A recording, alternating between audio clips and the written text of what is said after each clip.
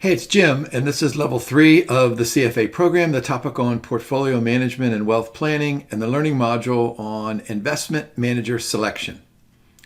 We're nearing the end of these learning modules in level 3, but don't be tempted to think that we're on the downslope of the CFA program. In fact, I think this is a crucial reading. In fact, in the introduction of this reading, what the Institute tells us is the following. We've already done lots of work. We've crafted the policy statement. We've determined the strategic asset allocation. And the decision has been made to hire an outside advisor. That's the added value of this particular learning module. How do we make the choice? You might be tempted to say, oh, I'm just going to pick that person over there, or I'm just going to pick that person over there. And in the end, that's the decision. And you guys can see this clearly, this is a super long learning module. The reading also suggests that this is not to be a rigid step-by-step guide or an in-depth analysis. In fact, the reading uses the word, let's use this as a structure for making this investment manager decision. Now, as such, what we've done is we're going to approach this from a little bit different standpoint than you're used to. We're going to go ahead and work through this slide deck here. And, it's 50 or 60 slides, so it's going to take us an hour or so. But then we're going to couple that with a video or videos of some of our vignettes so that we can work through some of these problems to help prepare you for the exam. Now, I want you to link what we're doing here in this recording and then the subsequent recordings with the 43 or 45 or so questions at the end of this learning module. Now, if you look at the learning outcome statements, some of these are way more important than others, at least in my opinion.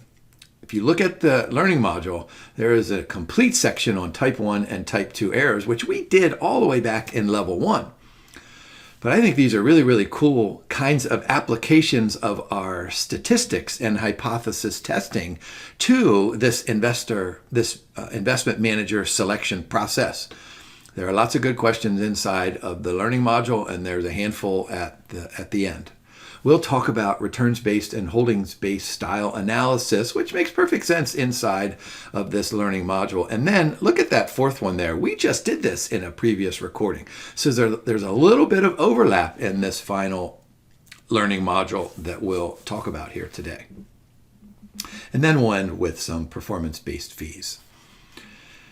Now, back in that introduction, the Institute tells us that in order to perform this last step, right? What was this last step? We're going to hire an outside advisor. We have to perform our due diligence. And so there's a couple of paragraphs about due diligence. What does that mean? And it means, and I've said this to you before, it means hard work. Let's try to figure out hard work. So what are we going to do? We know that choosing the right manager, crucial for successful investment. And then it's going to have substantial financial implications. Look at that light blue teardrop point. Key to achieving investment objectives. This is all part of the policy statement. Here we go, understanding due diligence. I always think of Paul Newman in that great movie, Cool Hand Luke. At the very end, he had to shovel. So he's digging. He does it all day long. That's really, really hard work. Now, of course, in that movie, and if you guys have never seen Cool Hand Luke, please go watch that movie. It's really, really awesome. It's not very uplifting, but it's still an awesome movie. But what Paul Newman does is tremendous amounts of work, but he doesn't get anywhere. What the Institute wants us to do, tremendous amount of work, but with a goal in mind. So look at some of the boxes over on the right-hand side. In-depth analysis of potential investments. Viability, crucial step. Potential risks and benefits. Oh my gosh, look at this. Integrity, operations, personnel evaluation. And we're going to have a couple of slides on quantitative and qualitative analysis. So what are these challenges? I mean, the challenges are that you have to get the shovel out and you got to do a lot of hard work. Now, it might not be physical labor, but it's a mental labor up here.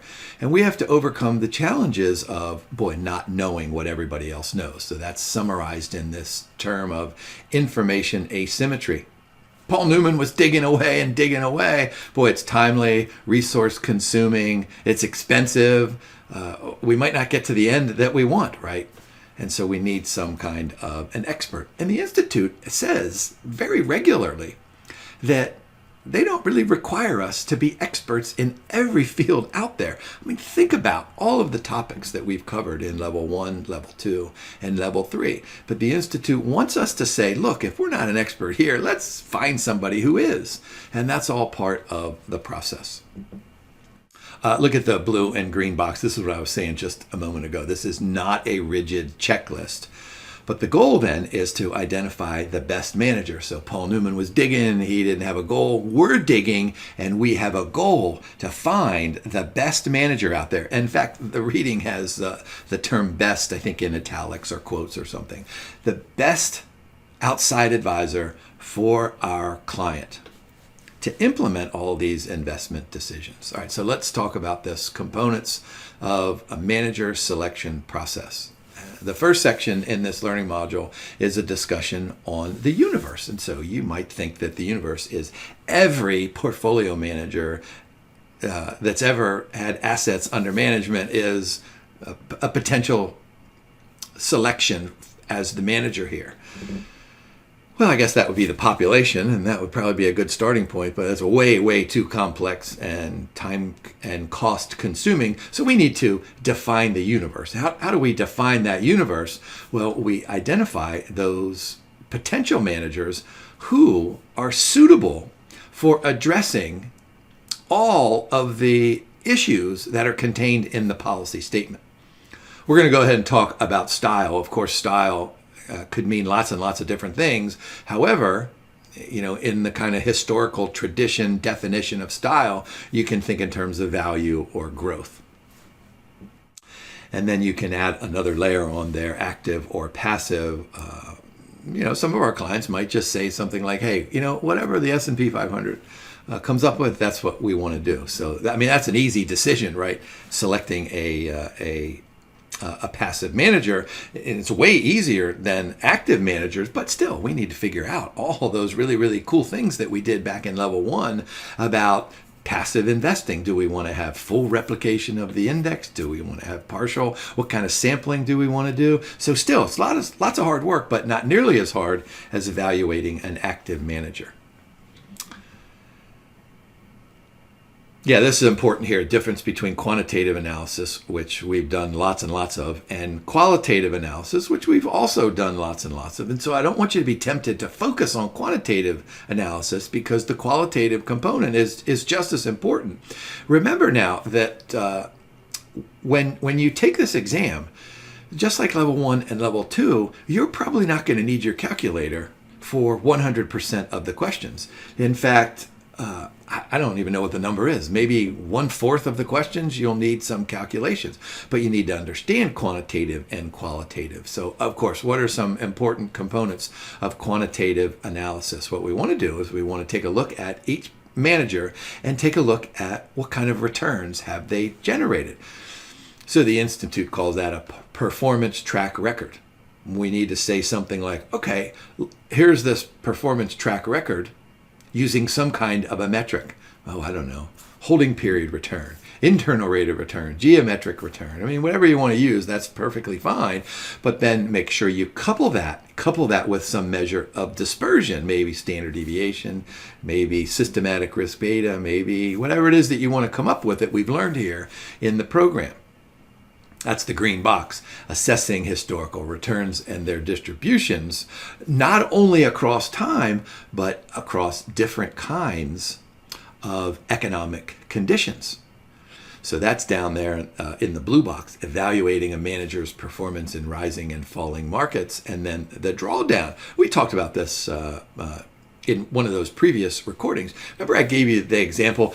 Suppose that we have $100 in assets under management and we generate a 10% return. So at the end of the year, we have $110.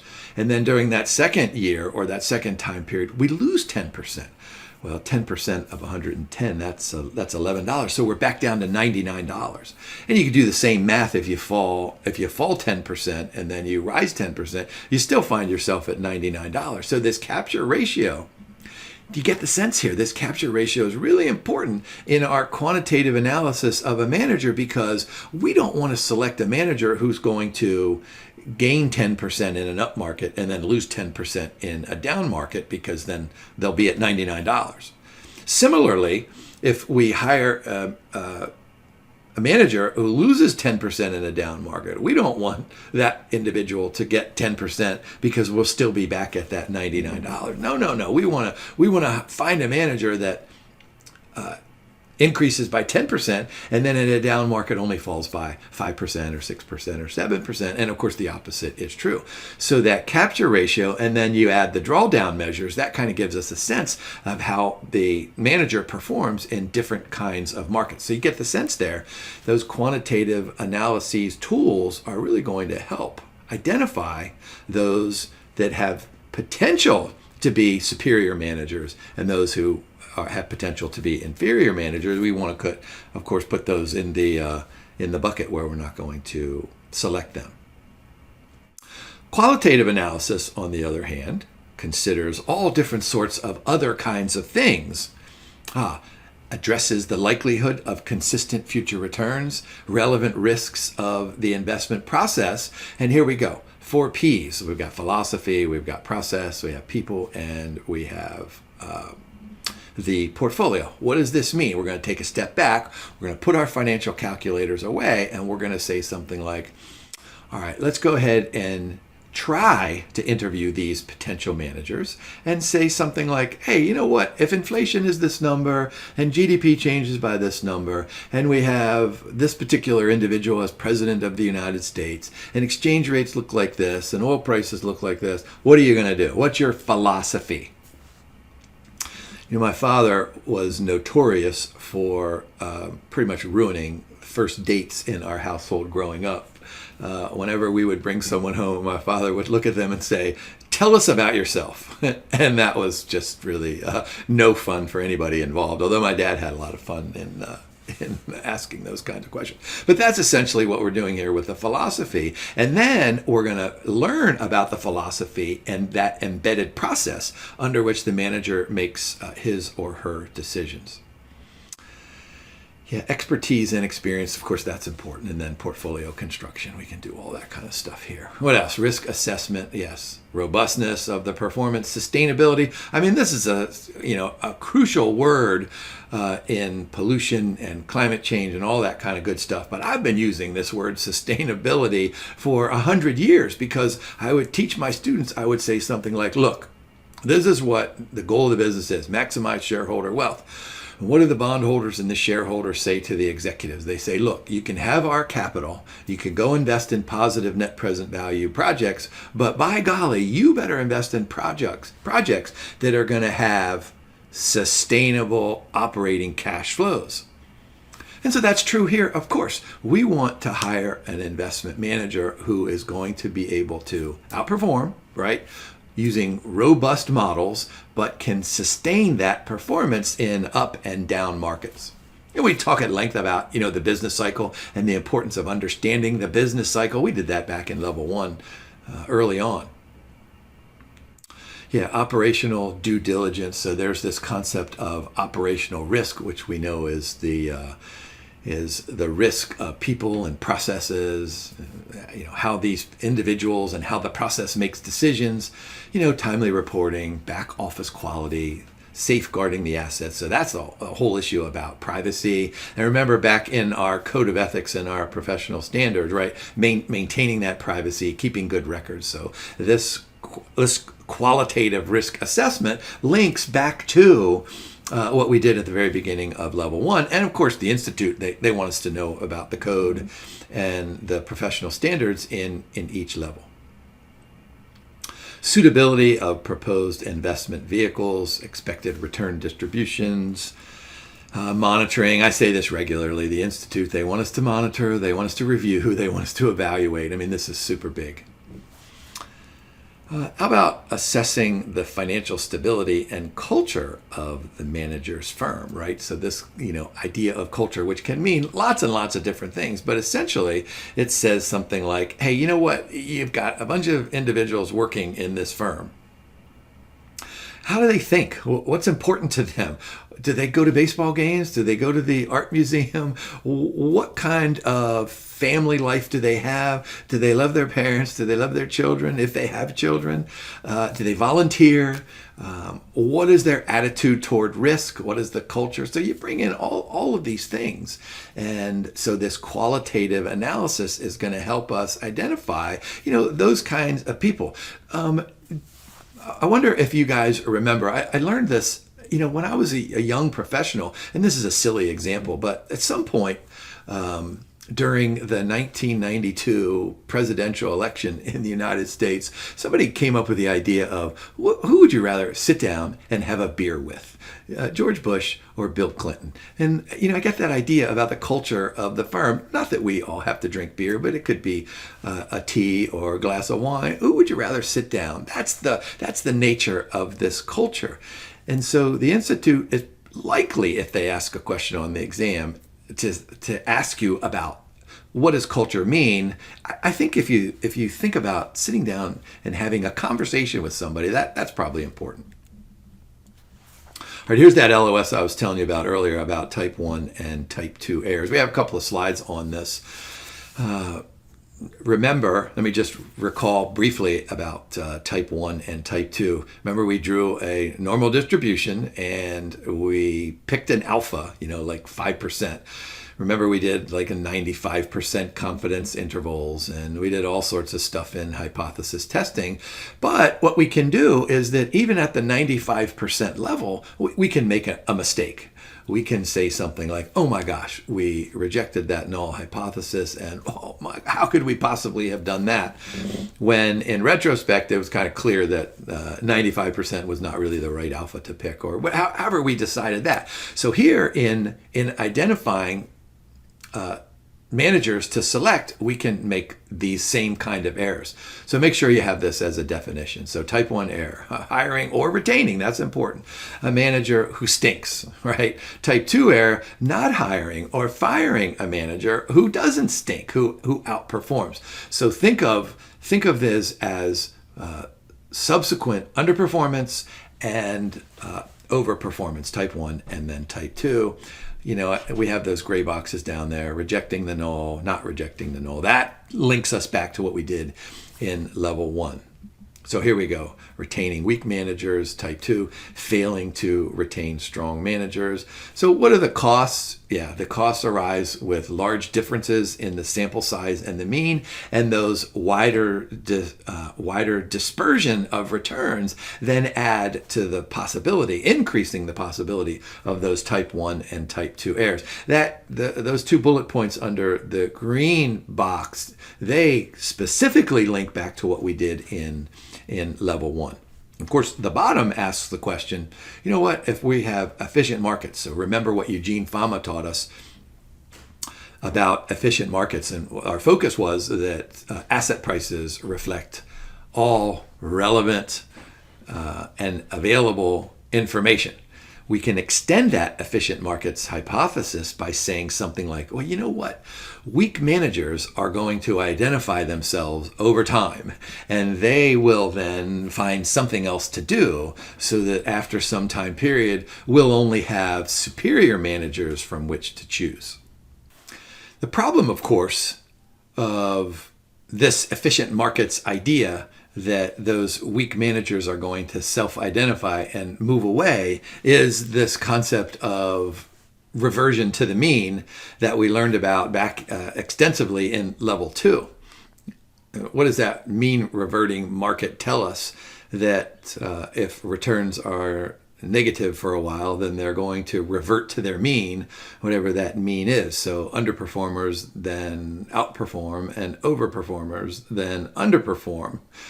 And so this relates to type 1 and type 2 errors. So just remember that when we're trying to identify a weak manager, that weak manager, they may rally in the fourth quarter and then outperform. Similarly, when we have a lead up through 3 quarters, then in that fourth quarter, that manager might perform poorly. So remember, let me just go back here. So remember, when you're identifying managers, and we're considering this in a type 1 and type 2 error environment, remember the concept of reversion to the mean. Now, type 1 errors are often prioritized due to their explicit costs, right? Because we know what the cost is. Type 2 errors, these are opportunity costs, which we learned all the way back in level 1 in economics. So remember, explicit for type 1, opportunity costs for type 2. That should be super obvious. Yeah, let's go ahead and compare individual investor perspective and institutional perspective. So you have individual clients, institutional clients. Yeah. Under those individual clients, you have poor timing and fund selection. Boy, that's probably going to lead to underperformance. But in institutional perspective, it's probably going to be poor allocation decisions. So remember the difference between those two. That sounds like a good question to me. So then the Institute has one paragraph in here. All right, so we're aware of these type 1 and type 2 errors.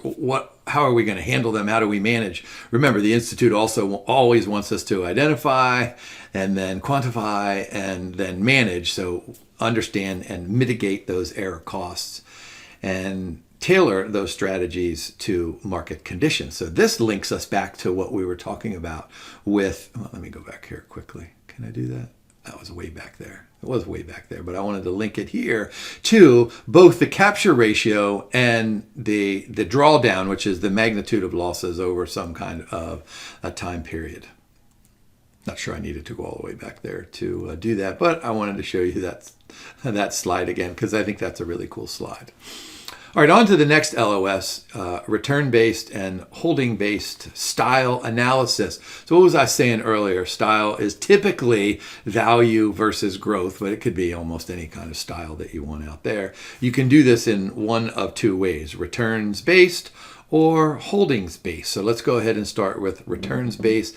This goes back to the late 1980s, William Sharpe, who developed this model. It's kind of a general model. What it helps us to understand are these drivers and the risk exposures.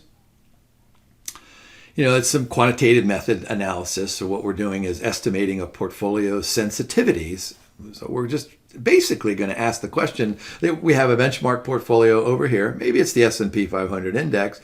We have our portfolio over here, and we say something like, what are the difference in returns? I mean, you could easily just say, okay, benchmark return was 10%, our portfolio return was 15%. You could just take the difference. But this returns-based style analysis is much more complex and much more quantitative. Look at that middle box there. Identifies drivers of return and risk factors. So what we can do is we can perform some kind of a style check across managers and then over time. This is way easier than holdings-based. So it does not require difficult to acquire data. Objective style check can be run immediately. Boy, less precise tool. That makes perfect sense, right? You may not capture the impact of dynamic investment decisions. And then we need to ask ourselves the question, okay, returns based, that's returns, but what does that have to say about this next future? And so my example, in the last handful of years has always been, if we were to perform this returns based style analysis in, let's say early 2019, how many of us would have said something like, boy, how is COVID going to impact a tilt towards value or a tilt towards growth or, some other kind of an idea? Now, holdings-based style analysis is way more complex because what we're going to do is we're going to estimate those risk exposures from the actual securities held. This is a bottom-up approach, right? We're starting at the bottom. We're starting with the actual securities, and we're going to say something like, okay, in this environment, this particular manager had 20% in value energy stocks, and 30% in value retail stocks, and 40% in value financial institution stocks, right? So we take a look at those holding-based approach, and what we're going to be able to do is identify those drivers of returns and those risk factors, which allows us then to make a comparison across managers because we're identifying specific and accurate risk exposures. Now, what are the problems? Of course, if it's more complex, then that is a limitation because, boy, maybe we're not going to understand it as well. Maybe we're not going to be able to communicate that as well. Maybe there are all these sorts of maybes out there. Look at that. Requires transparency, may have a timing lag. So that's a good question there. What did we say about the advantage of returns-based? Was that you can do this almost immediately. With the holdings-based, you got to wait over time, right? We have, what did I say, 20% in value energy stocks. Well, we need to see what happens over some time period. Now, what is the importance of this meaningful style analysis, right? Essential for informed decisions, detecting deviations for style shifts and style drifts. Oh, this is super important. Additional lines of inquiry during due diligence. Yeah, that makes sense. Yeah. Relevant for publicly traded companies and hedge funds and private equity. All right, that makes sense. All right, how about monitoring? I say this to you regularly. It's important to monitor. Yeah, we can take a look at these publicly traded securities. What we can do is find that style drift. So notice that this is really kind of a piece of the puzzle from that previous slide. We're going to link those together and we're going to apply them to what's going on with the entire portfolio and how that relates to specific clients, right? We're trying to identify that manager who has the unique characteristics that are best suited for this particular client. And so this is a good illustration. You put those pieces of the puzzle together and then you have a better idea of which managers are better. All right, this is pretty much a summary of what we did in that previous learning module. Yeah, let's go through these boxes here quickly. Yeah, capture ratios, suitability relative to the IPS, the time horizon, and risk tolerance. So we have upside capture ratios, we have downside capture ratios. This is what I was telling you about, the 10% up and then the 10% down. So we put this in a ratio. What we want is, and I'll just go ahead and repeat myself, we want a manager who increases by 10% in an up market and then who decreases by only 7% in a down market, right? So this drawdown, this idea of, all right, suppose that we have a period followed by another period, followed by another period of a down market or of declining prices inside of our portfolio. You know, what is that maximum from the peak to the trough during some time period? And we can identify that time period, probably not a week, but maybe a quarter, maybe a semi-annually. Clearly it would be a year, but whatever that peak to trough period is, that's probably what it's going to be. So that drawdown duration, we're going to look at this historical record and say, oh, that lasted 4 days, probably not 4 days, but maybe 4 weeks, maybe not even 4 weeks, 4 months. Well, now we're getting there, right? So what is the start until that recovers back to zero? This is why I gave you that example with the $100 up to 110 and then down to the 99. Well, we didn't recover to zero there. We're at a -1. Now, how does this conversation that we had in a previous learning module, how does that relate to, kind of the stuff that we're doing here in evaluating managers? So they're going to provide us insight. They're going to indicate suitability and unsuitability. They're going to give us some sense of positive asymmetry while outperforming during, I don't know, negative markets, down markets, or relative to some kind of a benchmark. Yeah, that drawdown test, yeah, this is interesting. Exposes potential flaws. It's going to allow us to better manage risk, and it's going to be able to help us to identify investment horizons, risk capacity.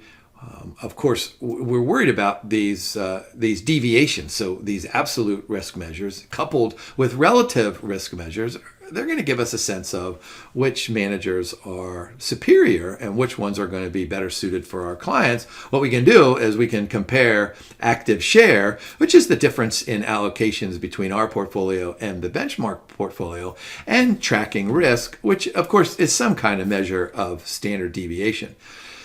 So what we want to do is we want to use our knowledge of active share, which we did back in level 2, and tracking risk. I think we even started that back in level 1, to be able to identify, look at that second green box there. So this is probably a good exam question. So closet indexers, diversified stock pickers, sector rotators, however we want to identify those. So those are really good exam questions. How about some final takeaways here before we move on? Capture ratios and drawdowns. Valuable insight into managers' performance and risk management. We can use that active share and tracking risk to determine the level and the magnitude and the degree of active management. Couple that with how much diversification. What we can do, remember we had this conversation that, let's suppose we have an active manager, and that active manager over the last, let's say 20 years has invested in just Amazon stock or just Apple stock. So what happens there? Well, you guys know that those companies' valuations have increased substantially over that time period. So that sounds like a good portfolio. However, what level of diversification is there? Of course, those two stocks, they've experienced downturns like any other actively traded stock has done. And, so what we want to do is we want to be able to identify those managers who can capture the benefits of diversification when they are most needed, and then capture active management returns when they are most essential. So the red little arrow and the purple little arrow, they help us understand these measures to help us identify those potentially good managers. All right, let's move on to an LOS about investment philosophy and investment decision making. This is the idea of, I was telling you earlier about, let's just sit down and have a conversation. Who would you like to have a glass of tea with or a beer with? All right, so back again, there's that word, investment due diligence, right? We want the qualitative aspects. We want to know what their assumptions are. We want to know what they think about market efficiency and mispricings. If you have an active manager who says something like, there is no chance to achieve any kind of a positive alpha because stock prices reflect all relevant and publicly available information, well, then that's probably not an individual that's going to perform the due diligence necessary to find those undervalued and overvalued stocks. So remember that we're inside of this strategic asset allocation, and we have the ability to tactically shift those allocations. So we want to know what that the manager's philosophy is on market efficiency, and Modigliani and Miller, William Sharp, Harry Markowitz, all those people. And so this evaluation includes, look at what we have bolded there: credibility, consistency, sustainability, there's one of my favorite words, and capacity. All right, what about these inefficiencies that are out there? How are we going to actively pursue and take advantage of inefficiencies? So remember what I said to you. When I was in graduate school, I had professors who were straight out of the Chicago School of Thought, so they just hammered on to us, markets are efficient, markets are efficient. So during my class periods, I came out thinking, okay, markets are efficient. But then once I started studying for comprehensive exams and having conversations with my professors and writing my dissertation, we found that there are pockets of inefficiency. Remember back in our efficient markets hypothesis in level 2, we talked about stock market anomalies. There was the size effect, there was the Super Bowl effect, there were all these different inefficiencies that were captured by the Fama and French. Remember, we had that 3-factor model. So how are we going to find these kinds of things? Well, what are the types of efficiencies? Well, let's start with a great conversation that we've had in all levels. Behavioral inefficiencies. What do we know? We know that investors make cognitive errors up here in the brain, and they have emotional biases here in the heart or the soul. And if those are profound enough, they can move prices away from their fundamental values. So we need to understand what all of these behavioral issues are so that we can take advantage from our active perspective. Think about sitting down and having a conversation with a potential outside advisor, and this advisor says, boy, I have an undergraduate degree in psychology. I've studied behavioral economics at the master's level, and I have this great ability to go to the floor of the New York Stock Exchange and say something like, hey, this price is rising because of momentum, or it's rising because of a herd mentality, and I can identify the difference between those two. Momentum means that, hey, the prices may continue to rise. Herd mentality might suggest that it will reverse. So I'm going to be able to use my tactical shifts to be able to take advantage of these behavioral inefficiencies. That sounds like a manager that we want to hire. Now, of course, we need to line up all of our other ducks in a row. We can't just focus on just one thing. Structural inefficiencies, rules, and regulations. What we know is that our really, really smart congressmen and congresswomen, they pass laws all the time, and they are not quite sure what their repercussions are, long-term repercussions. So maybe these repercussions and maybe these mispricings will persist over time. There was a law sometime in the 1980s or 1990s. I forget when it was and when it went away. Something about the different tax treatment of preferred stock issues that allowed arbitrage so that you could buy this preferred stock issue, receive the dividend, and put it somewhere and you didn't have to pay taxes on it. I forget exactly what it was. But that's what we're talking about here, structural inefficiencies. All right, how about what the Institute calls signal creation or idea generation? How does the manager obtain that information that others do not? Whether it's from these two types of inefficiencies or maybe just some other stock market inefficiency, maybe it might be something as simple that, when dividend yields exceed, let me just pick a number, 8%, then that particular stock, it outperforms all other dividend yielding stocks. Maybe that is an interesting kind of an inefficiency that might persist for relatively short time periods. How does the manager obtain that information, and how does the manager stay ahead in terms of the timing, right? How do we need to get that information today and be able to act on it before other smart men and women do it. Now, remember back in level 1, we talked about this importance of the mosaic theory. Does the manager have his or her unique way of putting together all of this information in a manner that is transparent, that is clear, that is accurate, and that can generate these abnormal returns or outperformance? So a couple of follow-up questions here. How do these ideas translate into actual positions? How do they relate to the strategic asset allocation and then subsequently into any kind of tactical shifts? Can we repeat this process? Is it sustainable? And then what's the process? Remember, this falls under operational risk. What's the process of approving this decision? It's one thing to have this idea, but then how does it get to the actual floor of the New York Stock Exchange?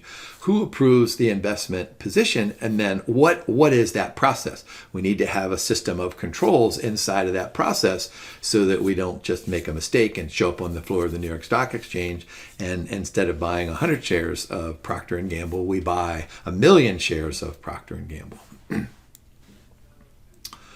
Now, that relates, of course, to portfolio construction. How's that implemented into the portfolio? How does that change the risk structure of the portfolio? And how many experts do we have? So here we go, allocation process. So how are we going to adjust these?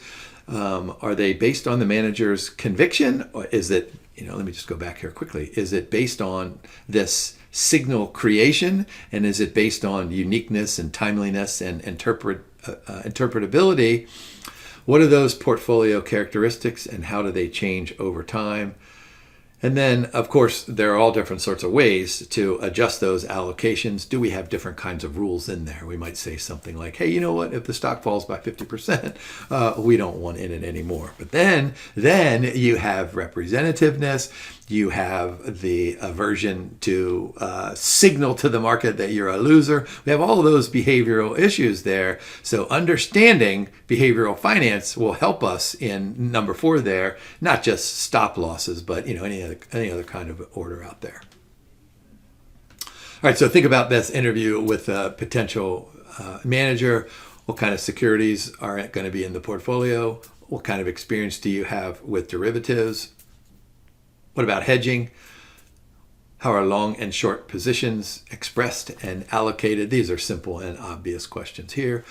What does the potential manager think about liquidity? How do you manage liquidity risk? I mean, it's one thing to go to the floor of the New York Stock Exchange and buy 100 shares of Procter & Gamble. We pretty much know that's going to be lots of liquidity. And then if the client has a need at some point, can we sell those 100 shares? So you've got to couple the buying and the selling. Well, Procter & Gamble, that's going to be super liquid no matter what happens during the course of these economic cycles. But what if this is an alternative investment? What if this is a fixed income security that has varying levels of liquidity over time? So how do you manage those varying level liquidity, and what is the philosophy of the manager in terms of getting a phone call from a client saying something like, hey, I need $50,000 because my wife and I, or my husband and I, have decided to build a swimming pool in our backyard, and the concrete guy is out in the front yard. We need that money today, right? So quick liquidation.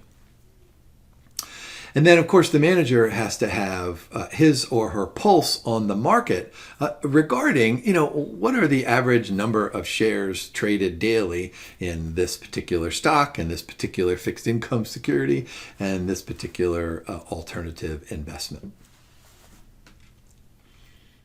Now, what about a holdings and a trading strategy? What happens? What happens if there is a shutdown of the floor of the New York Stock Exchange?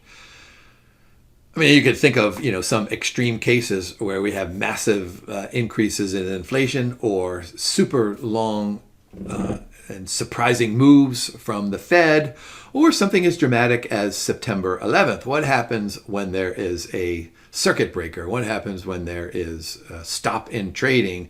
What are the implications? What about demand for liquidity? How do we handle that? I mean, the obvious answer is that, we need to have a backup plan in place that says something like, all right, so we lose liquidity here for a certain time period, but I can have access to liquidity somewhere else. Maybe that somewhere else is in a derivative market. This section has a final paragraph on portfolio monitoring. Let me call your attention to 2 potential exam questions there. Look at the bottom of the blue box there. Ongoing monitoring process, consideration of external factors, so the economy, markets, and internal factors, risk profile, things like that. So be prepared for a question in which, one of the choices is external, one of the choices is internal. Let me go ahead and call your attention to another good question over on the dark blue box on the right. Look at the second point. Performance attribution to understand sources of return. Remember, we had a great conversation on asset allocation and security selection. We can perform that. That's a quantitative tool, of course. We can perform that quantitative tool to help us, look at the very top, ensure consistency and appropriateness. Here's another good slide that kind of puts together some pieces of the puzzle. So, and the evaluation of the investment philosophy, which is kind of a summation of this last section. So just remember credibility, consistency, capacity, and sustainability. Now, the next section has an introductory remark that says something like, a lot of these investment firms are smaller firms. They operate as businesses, and so they might have substantial or the potential for substantial operational risk. So in order to manage that operational risk, we need to dive in and ask some important questions. We need to find out about the expertise and experience. Let me just give you a quick example that I share with my students. We have the Morningstar software loaded on all the computers inside of our finance trading lab. And when I have them go and pick out a mutual fund, I always have them go and look at the portfolio managers. And of course, they're always surprised. They'll say, hey, look, Jim, these 3 fund managers, they all hold the CFA designation. And I'm like, you know what? This is what I'm teaching you to become super talented during the course of your lifetime. So expertise and experience, qualifications and track record. There's always a nice paragraph in Morningstar describing what these really smart men and women have done during the course of their lifetime. Now, what the Institute, I think, is emphasizing in this section is not just turnover, and that applies to all different sorts of firms, but key person risk. You know, if I'm Jim and I have my own investment management firm, and it's just me, well, then clearly I'm a key person. But if it's just me and my cousin and a friend that I graduated from college with, well, there are 3 of us. Are there 3 key persons? Are there 1 key persons? I mean, however this works out, look at what we have under that bullet point, understanding the level of risk. All right, let's move on to the difference between pooled investments and separate accounts. So what are pooled investments? You guys know this, right? Collective investments. So here we go. Open-ended, closed-ended funds, ETFs, ETNs, hedge funds. What are the benefits? You know, clearly that first benefit of diversification. This goes all the way back to Harry Markowitz in 1952 with the efficient frontier, and then the subsequent capital market line that lays right on top of that efficient locus of points, which is non-linear, but then the capital market line, of course, is linear. So don't forget diversification. I'm imagining that you won't. Professional management and lower investment minimums, right? What does it take to get into, you know, one of these super popular open-ended mutual funds, you know, maybe $3,000, or maybe just a commitment to deposit $100 a month or something like that. Now, they typically charge management fees. They may have additional expenses.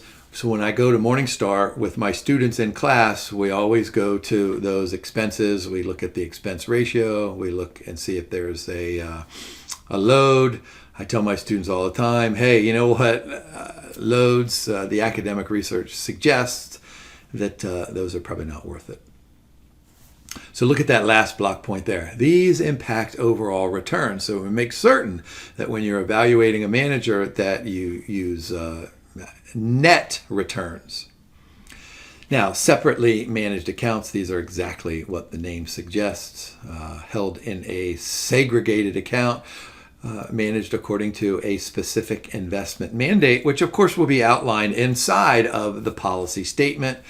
There can be lots and lots of customization. There, of course, is transparency, right? According to the details of the policy statement, we have all these constraints, we have these objectives, and we can, of course, then be transparent in what we relate back to the client and to others that are important.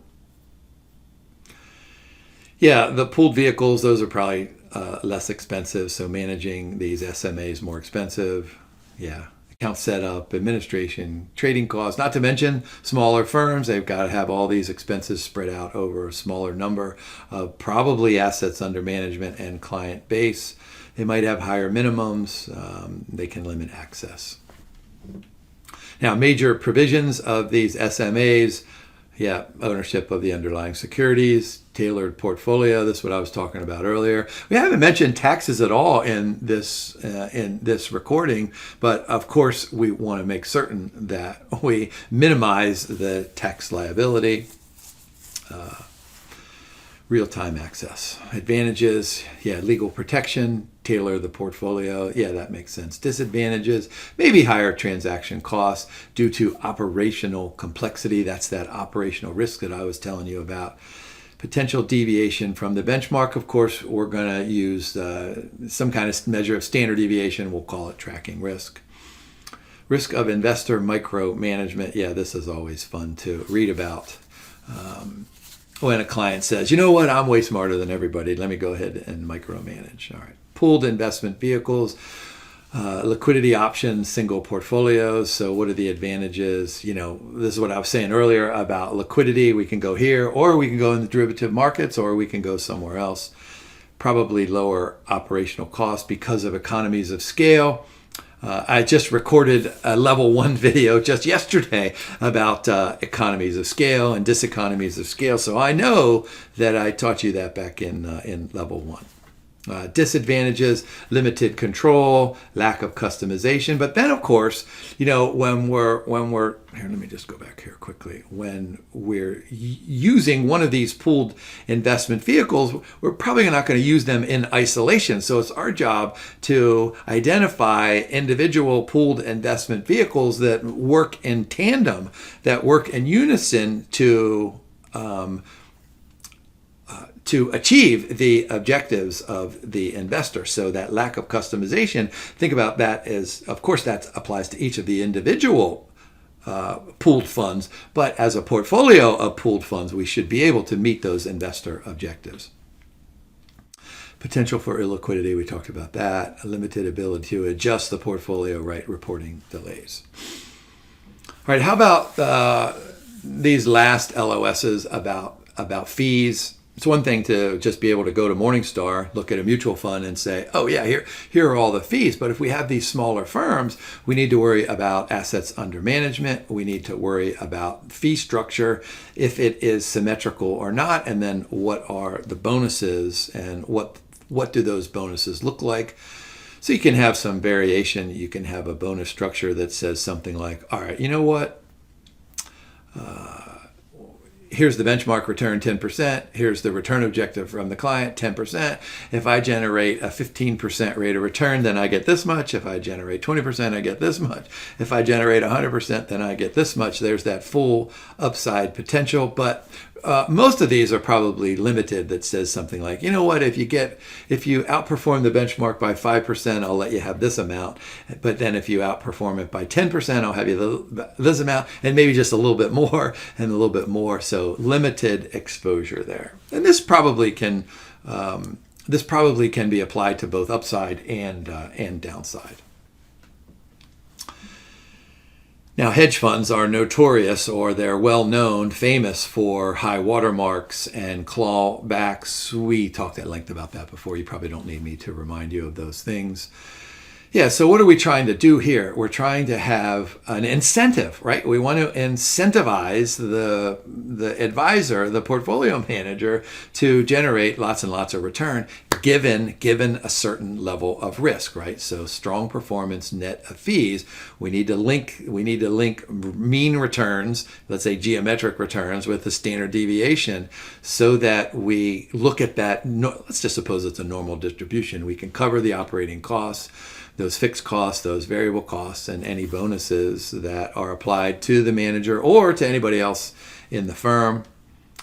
Fee structures, they can influence manager behavior. This is what I was talking about earlier. I'm not sure if I mentioned this, but when we sit down with the manager and we have a conversation, right, whether it's over tea or a beer, and we try to learn about the culture, well, these fees are going to be influenced by whatever kind of culture there is. Look at the bottom there. Create tensions, risk-seeking behavior. We want to avoid that. That's why I was saying just a minute ago, we want to link the return with the dispersion of returns so that we can capture that return objective. Yeah, this is what I was saying just a moment ago. Net of expenses. If we have a manager who's adding value, then we have to justify those extra costs. Lots of times these structures are linear. Most of the time they are. Sometimes they don't really have to be. But those linear compensation structures, if you just go up one step at a time, they might reduce that incentive. All right, so here's what the Institute does for you at the end of this learning module. Panel A gives us a sample fee structure, standard fee of 1%. The base is 0.5%, but there's some sharing. You know, the break-even active return then has to be 2%. Maximum annual fee, so that's 1.5%. So look at the green box down there. You can just do the math and see exactly what that active return could be, less than 1% or greater than 3%. So there's the build fee and the net active return. Here's a summary of, you know, what are some potential things here. Here's a calculation of performance fees. So up to 1%, there's no performance fee charged. From between 1 and 2%, the performance fee is 25%. And then for returns above the 2%, then the performance fee is capped at that 1%. So here's a summary of these calculations. You can work through these. You can pause the video. That's really not too exciting. There are some good problems at the end of this reading where you can go and just add. There's the break-even return down there in the blue box of 2%. And that takes us through all of these learning outcome statements. What I want you to do now is take a deep breath, and I want you to go look at those 43 or 45 questions at the end of this learning module. I want you to work through those. Boy, that might take you an hour or so, maybe even longer than that. But then what I want you to do is watch the next video or videos, and I'll come back and we'll work through some of our problems. So, hey, thanks for watching, and have a great day, and good luck studying.